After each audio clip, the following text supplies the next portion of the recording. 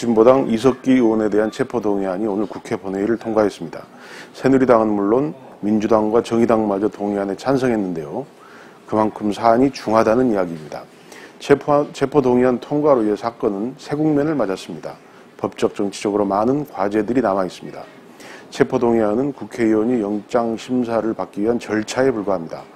인신구속 여부가 결정된 것이 아닙니다. 국회의원의 인신구속 여부는 법원이 결정합니다. 이 의원에 대한 법적 처리는 이제 시작에 불과한 셈이죠.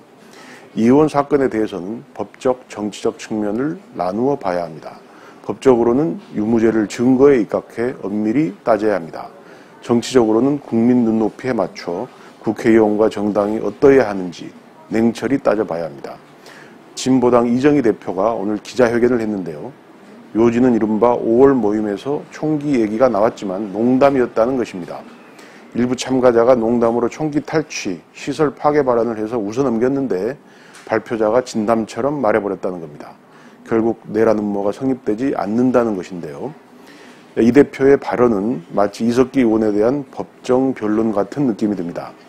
법적으로 따지면 이 의원의 발언과 당시 모임이 내란 음모에 해당되는지 회의적인 시각이 많습니다. 국정원이 체포 동의안에 내란 선동 혐의를 추가한 것은 이 때문으로 보입니다. 체포 동의안이 통과된 만큼 이 사건은 사법적 판단의 영역으로 넘어갔습니다. 증거에 입각해 엄밀한 법적 판단이 있어야겠죠. 정치적 측면에서 보면 이 대표의 오늘 회견은 매우 아쉽습니다. 우선 이석기 의원의 발언에 대해서 아무런 언급이 없습니다. 모임 참가자들이 농담으로 총기 이야기를 한 것이라고 했는데요. 이석기 의원은 강연에서 어떤 형태로든 전쟁에 대비한 행동의 필요성을 언급한 것으로 보입니다. 설사 총기나 군사 대응 문제를 제쳐두더라도 이석기 의원 발언은 시대착오적인 운동권 시각으로 가득 차 있습니다. 80년대에나 있을 법한 과격한 혁명 노선을 이제 와서 되뇌이는 시기입니다. 이석기 의원에게는 사상의 자유가 있습니다. 국가보안법이 사상의 자유를 옥죄는 것은 분명합니다.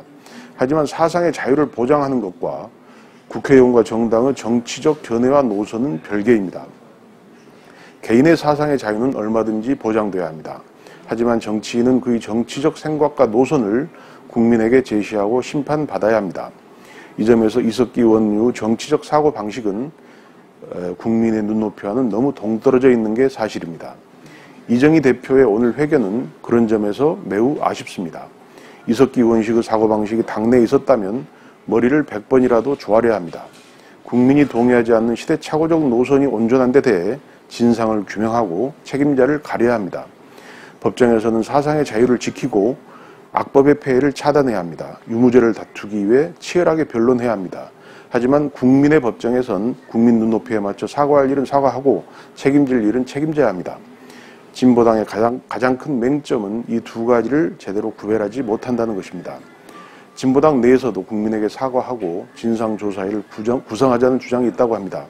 하지만 다른 쪽에서는 이를 당의 결속을 망가뜨리는 분파 행동이라고 비판한다고 하죠.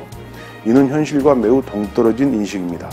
진보당이 거듭나려면 모든 것을 명명백백히 밝히고 용서를 구해야 합니다. 그 길만이 그래도 신라 같은 활로가 될 수 있을 것입니다. 감사합니다.